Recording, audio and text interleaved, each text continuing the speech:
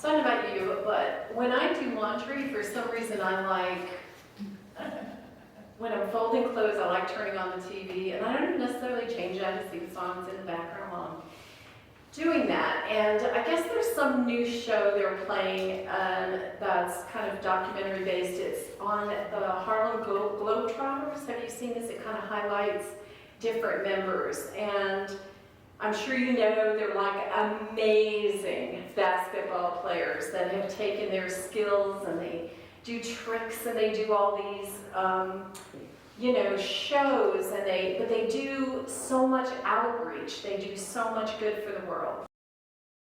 This one gentleman that's in the group, and he was talking about growing up in Brooklyn in a very difficult neighborhood, and how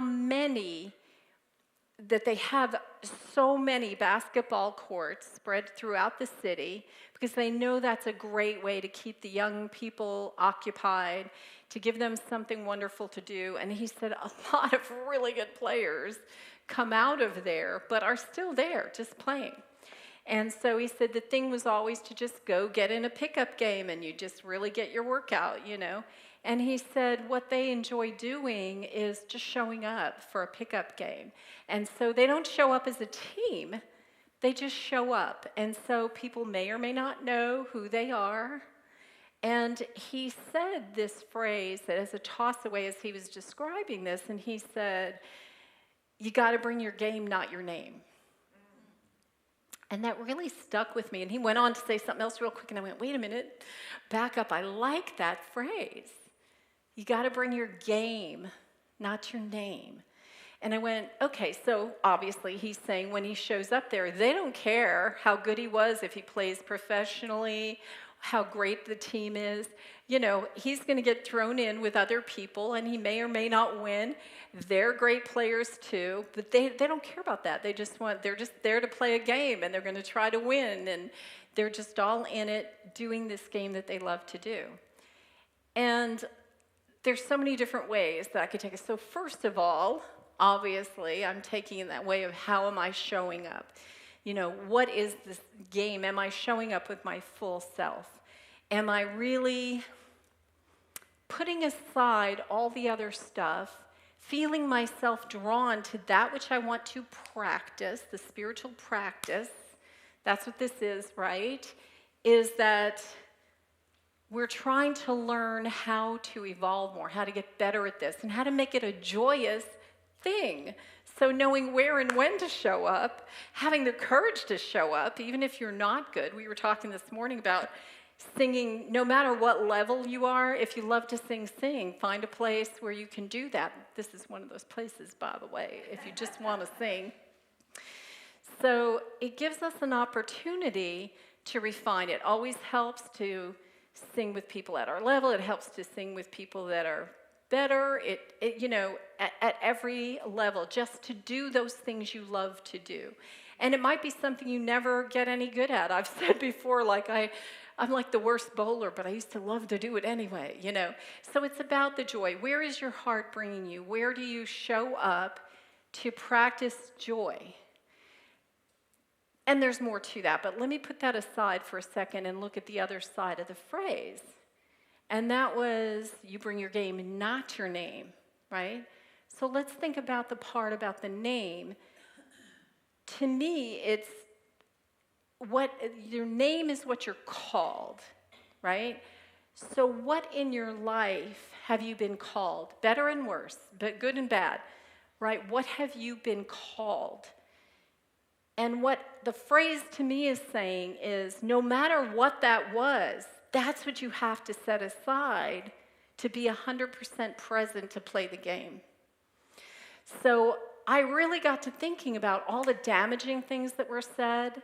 I'm very conscious right now of childhood things. I've been going through a million pictures of childhood because we're preparing for my brother's memorial. So I've been sorting through everything, and it's bringing up all kinds of stuff, and I'm thinking about what he went through in his life, which was really difficult, and all the many names that he was called throughout his life, good, bad, indifferent, and that man just kept kept plugging along, you know what I'm saying? So I could use them as an example, but what I'm trying to get to here is think about those things that were hard, that people, either it was a name or it was some hurtful thing that they said, and we carry that to the field. We carry that on.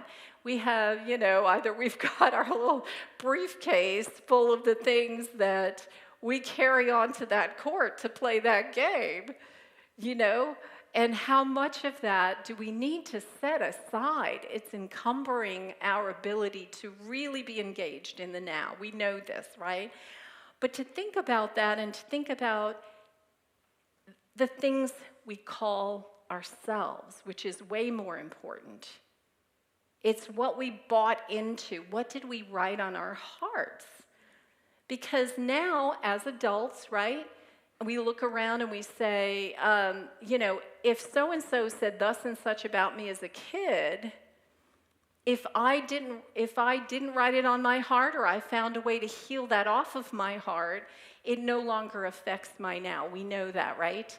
But how much of that do we take a look at once in a while and just make sure, let's just cleanse that again, We still take showers, right? It's not a once and done thing. And spirituality is the same way. We continue to clear. We continue to cleanse and do check-ins and see where we're at. I was thinking about this. I've had the journey of weight loss more than once. And, my health coach has this graph, and she says, most people think you lose weight like this. You start up here and you just go, and you get down to your goal weight. But it's really, like this and, this kind of thing, and then gradually you hit where you're trying to get. Well, if you turn that graph over, that's our spiritual journey too, isn't it? We think once we're plugged in, we should have it, and we just keep getting better, keep getting better, keep getting better. Well, if you back up far enough, you'll see that is true, but it's not this perfect straight line. So if we bobble, if we have a moment where we're not in that spiritual space we know to be true and we want to practice, take it as the lesson it is, the course correction you need to make, but know that you are not, that doesn't mean you're off track. That's just what the journey looks like, is you go up. You're continually on an ever-evolving path. And so I started picturing this thing where you come up above the clouds, and we break that cloud cover, and you're in this place of bliss, and you go, oh, I got it. I see God, the God unencumbered, and I see it in all of you. And then somebody ticks you off, and you kind of fall below that, and you're like, wait a minute, I thought I had this. I thought I was good, And it's not, we have the self-judgment only makes it worse. And I think that's the worst part of it, is whatever you decide that means about you is where you are on that thing. And to even think, who's measuring it anyway, right? We're just used to looking at things that way to have a gauge on ourselves. It helps me to think of it that way, but every once in a while I have to go, I need to let go of that concept that there actually is a number attached to this somewhere. What if it really is just about expanding and more? Just it's about letting go of the. Maybe you were the best and your mom and dad were like, you hung the moon, you're the best. Well, then later on in life, isn't that something that you feel like you have to live up to, or we turn it into something else? It's not what they said. It's not what happened to us. It's what we did with it. It's what we decided it meant. So we're the ones writing out that card that I'm taking and saying, this is me. I want to read you something. When I said card, it made me think of it. I was doing homework for one of my classes. I don't remember what the question was, but it evoked an interesting answer. So I said, in the past, in love relationships, it's as though I handed the other person a blank card and said, you write down what makes me valuable. And I acted as though only their opinions or treatment of me was the truth of who I was. So talk about giving your power away. The pain of trying to convince, and really it's us we're trying to convince, right? But trying to convince someone of your worth to win your own value. That's a painful thing, because the reason it's so uncomfortable is because that's not the way to get there, right? Imagine not having value or not thinking you have value until somebody else bestows it upon you.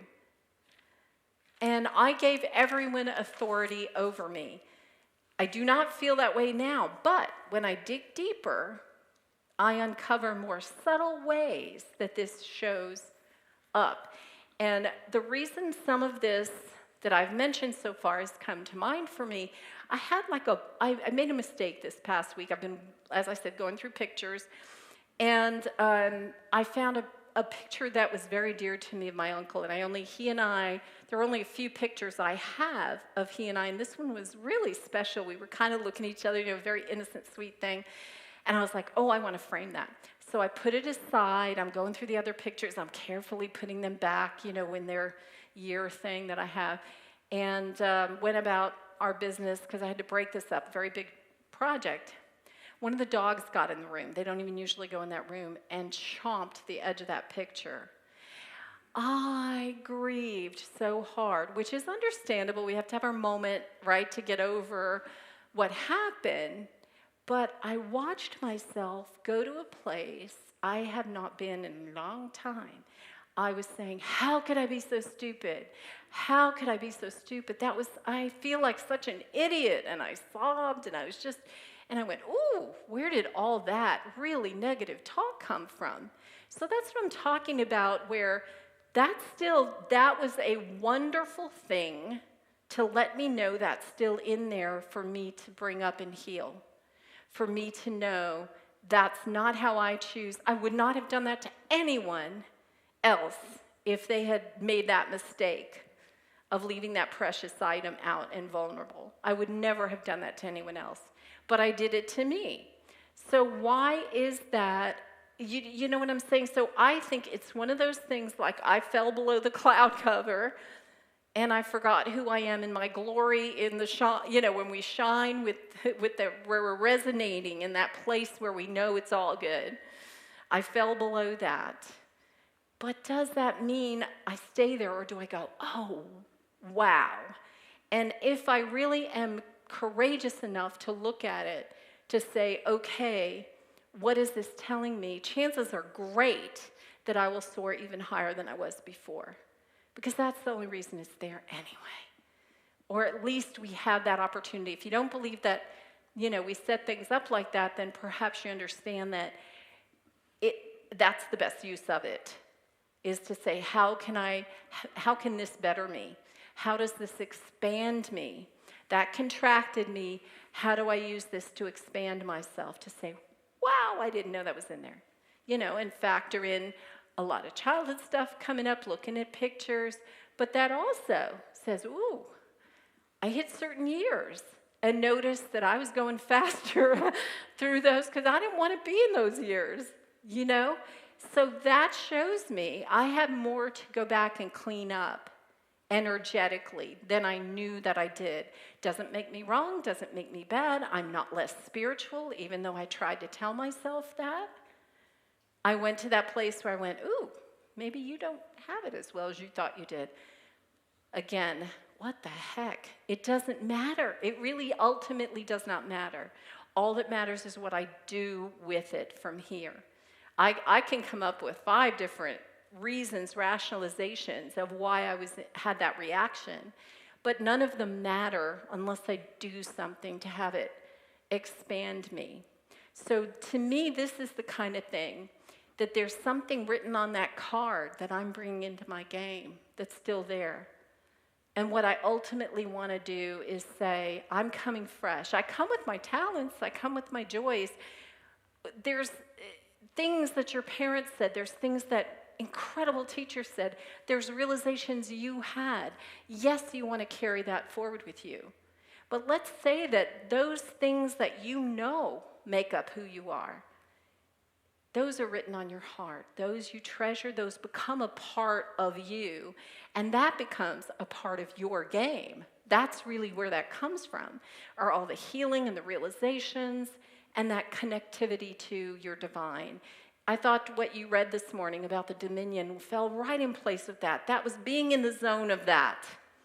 It was being in the zone of that, knowing you're bringing your game when you get from where it comes, when you get the source, when you're pulling it up through your toenails, when you're rooted in that, where that is the rock upon which you stand, then you're bringing your game. Then you're bringing your game. And it's not about how good anyone else is in it. You know, I mean, when those guys would show up to play a game, think about it. They're not going to win every game, but I bet they're glad they showed up. They still had fun. They still exercised. They still had socialization. They still learned things they wouldn't have learned. And could we get that attitude about the trials and tribulations that come?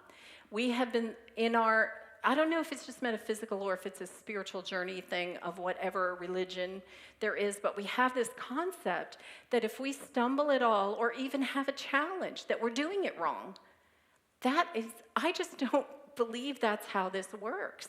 I believe the agenda is, okay, it's like it's your turn on the board and you roll the dice. What challenge am I going to overcome today? You know, and whatever shows up, that's it. Whatever is before you, heal that. If you feel flustered, how do I regulate my own energy? If something does happen, how is this a call for me to be more of service? You know, if I have a challenge, I probably, thank you God, am down to just a few interactions that are unpleasant with people in an entire year, I would say. So I'm kind of not used to that, which is great. That was not always the case, I can tell you that. I had this thing blow up the other day, and it threw me for a loop, because I was like, wow, I'm feeling this anger, and, you know, again, I can justify and explain why they felt the way they did, and I felt the way I did, and all this kind of stuff. But again, I noticed there has to be this observer that is seeing the whole thing and watching. And the observer in me said, wow, I felt defensive, I felt misunderstood, I felt I had to protect myself. I was like, okay, so that's information, right? I bring that back. That's what I bring into my prayer and meditation. That's what I bring into my journaling, or whatever method you have that works for you. But it's just a mirror. My mom used to say, you don't get mad at the mirror for showing you where your face is dirty. You know, and it's that kind of a thing. It's not because you're bad. It's not because they're bad. It's just what is the best possible way that I can take this? And that's how does this make me expand as a person? How do I better myself? How do I, one of the ways I've let go of a lot of difficult interactions, it's just practicing different things. Like, I love being able to say, one of my favorite things to say to someone is, you're right, or I was wrong, and have that be a fun thing that I can say, because it makes me know I don't have my ego all tied up in it anymore. So it's each thing. So when I'm saying about bringing your game, it's that clarity. Not your name means anything you were called, anything you were called, anything you called yourself, any role that you think you have to live up to. It's not what you call or they call you. It's what are you? What are you today? None of that matters. When you're driving down the road today, it doesn't matter if you never got a ticket before. Doesn't matter if you never had, anything happen. It's, are you present and handling things in a safe way now? And that's like our spiritual journey. Am I today? Am I present? Am I seeing you? Am I hearing what you need? Are you know what I'm saying? Am I grateful for your presence? Am I grateful for your friendship? How can I show up? And that's I think our spiritual practice is to finally walk in, and I just so happen to have this on my desk. I thought it was so funny. I write little I write little affirmations sometimes that I leave around for myself. And I went, okay, and I'm doing that, preparing this, thinking about what I want to talk about. And I went, I'll pull one of my cards. And I pulled the card, and this was in it. And I went, that fits perfectly with what I'm talking about. Is it's a blank. It's just saying, just bring yourself, bring your current knowledge and awareness. And that's enough. It's not you're enough up here, it's you're enough now. And your enoughness will continue to expand. You're enough for today. You're enough for this moment. It doesn't have to be perfect from whatever you used to call perfect. That's the name game, right? Whatever we used to call ourselves, whatever we used to call perfect. Trust your gut. Trust your feeling. Go where it feels right. Go with what feeds you. Go with what lifts you. I don't care if it's silly. I don't care if it's, my mother she was the most brilliant person, and she loved to do crossword puzzles, jigsaw puzzles, things that my aunt, who was also very spiritual, would look at her and go, you're wasting so much time. And she could, no, this is what helps me center. This is what makes me feel good. This is my go-to. And people would come over and sit down at the table with her, and they'd have the best conversations doing a puzzle together. So you find what works for you. Your separate time, your alone time, or your celebratory time. You know what gives you, what expands you. I was at a retreat with Alan Cohen, and you're talking all these lofty thoughts and esoteric discussions and everything. He goes, well, I think it just boils down to this. If it doesn't feel right, and it feels negative and it drains you, just stop doing that. If it feels good and it expands you and you feel more good, more empowered, do more of that. That's it. Really? That's really it. So I think it's how can we simplify it, make it more usable to us. We tend to think there's one user manual out there that's one size fits all, and it is not. We're writing the user manual for us. We have to, this is a grand experiment, and we have to figure out what works for us. And it's all fact-finding, right? Whether it's a great thing that just happened, oh, wow, I didn't realize that would bring me so much joy. We went to a dance one time, and we realized we loved the music, we loved the dance, and I was so out of shape, I was like dying the next day from one twist, and I went, okay. And then we started doing this exercise, which incorporates dance. So it was a learning experience, you see what I'm saying? So we took the joy, and we matched it with, okay, I'm not good at this right now, but I could get good at that. So we put those things together as a learning experience. So everything is fact-finding. It's all, even all the scientists would tell you, when if it seemed to fail, that was another bit of information that informed how they move forward. So it's all good stuff. It's all great stuff. And where I wanted to come to today, because I know it's Father's Day and we want to honor that energy, is I know, like I said and we said earlier, sometimes you have a great relationship with your father and sometimes not so much. But we should be grateful for those positive messages that carried us through. And I don't think we need to beat ourselves up about sometimes needing praise or appreciating encouragement. It's all part of the process. Yes, I believe the ultimate goal will be praise and blame all the same. I do believe we'll get there. But if you need it in the meantime and it helps you to get the encouragement, then that's okay too. And especially from our beloveds, we want to be able to share from a place that is real and true and loving and supportive, and we don't know how much. I don't want to negate giving that to other people. We want to make sure that we are that mirror that lets them know how well they're doing, because we don't see it so much of the time. Much of what we don't see is the good things we're doing. We often don't see how much we're blessing other people. And so it's important, that's another reason it is important to say those words. Now, there'll be a time, it may be their lifeline in that moment. And there'll be a time where it's just, that was a nice thing for them to say. They're a nice person. You know what I'm saying? Like there'll come a time where it's all positive energy and that's all great. But if you need that encouragement in that time, certainly don't feel ashamed if you feel good because somebody said something good to you. Now, what if they say something bad to you? Oh, that is the challenge, isn't it? To be able to distill and put it through the sieve, our spiritual, filter, and say, is there anything in this that I don't need the negativity, first of all. I don't need the anger. I don't need judgment. I don't need any of that. But is there any truth to the core of what they're saying that I need to look at? Maybe there is and maybe there isn't. Let it inform you and then let the rest go, like the peel of a banana. It was just there. Let me get the fruit and let me let go of the rest. So I trust us in this process so much more.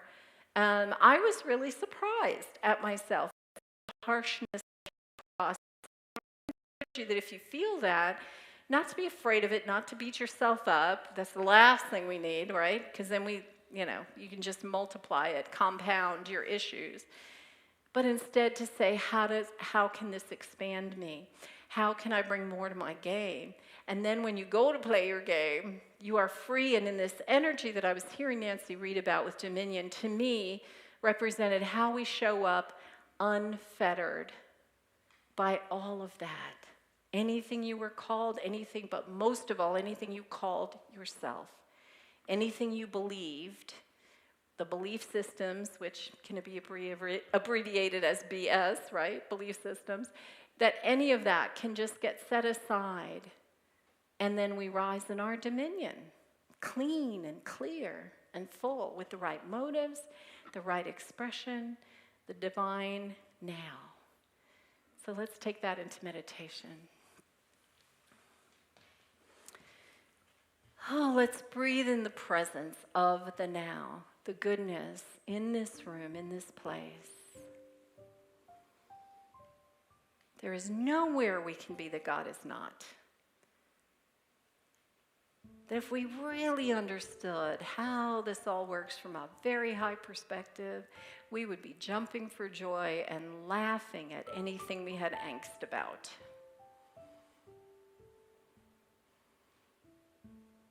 And so we invite that higher vision. Here I am, here you are, here we are, moving through this incredible world we've been given. So much beauty everywhere we look, set there to inspire us, set there to be an example of flourishing life.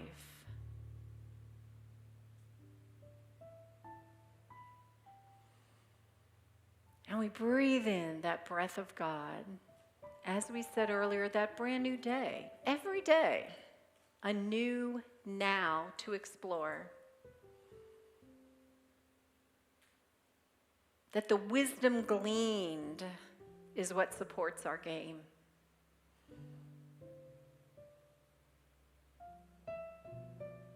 Just how we show up in the world. We clean that, we clear it.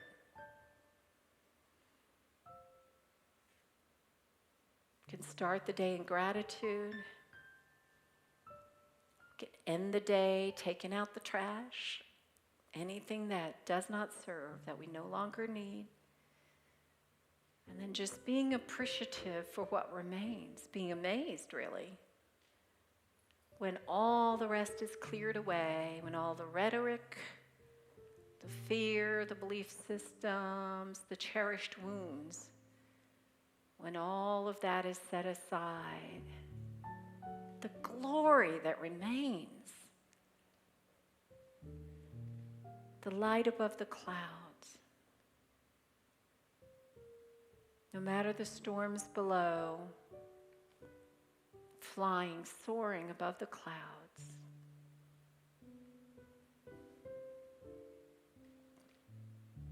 Appreciating life-giving warmth and light. Being curious to see how it shows up in our worlds. What lights you up? That's where you plug in. And what we're plugging into, the all. And I can delight in your ability to draw or to garden or to play music or to sing or to be so strong or to be athletic or whatever everyone's innate talents are. We can celebrate them all and see how they are all pieces to that grand puzzle. Every one needed for the all to be the all. Every one of us needed. What is most needed is us to polish ourselves into clarity. Breathing ourselves into clarity. Believing that it can be easier than we have made it.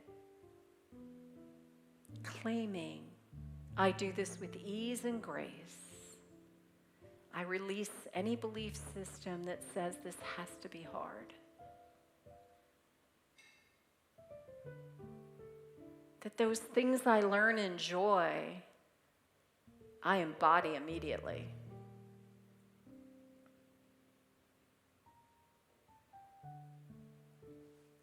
My vibration resonating with higher and higher frequencies as I understand the goodness that I am, that you are, that we are.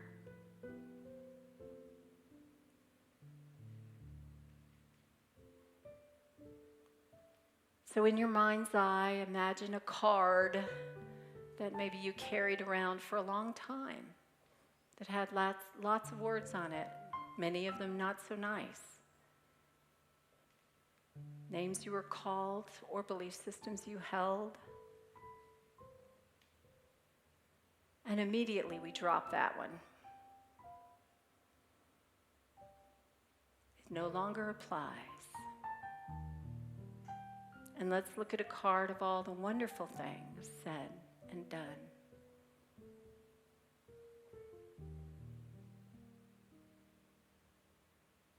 And what in there resonates with who you know yourself to be. I love doing this. I am a comfort. And internalize that. It's not something you have to carry around or wear like a sign. It's in your heart. It's in your gut. It's in your spirit and your soul. And so you can drop that. You no longer need to carry that card. What you need of it, what is real and true, is in you now, shining brightly.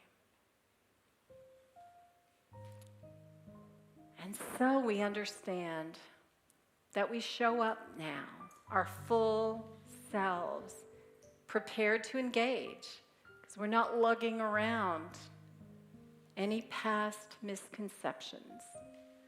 The truth is true and remains, and it is good, and we let it be so. Thank you, Mother, Father, God, for giving us such an amazing, amazing way to understand and live life more joyously and freely. And this is the truth of our now.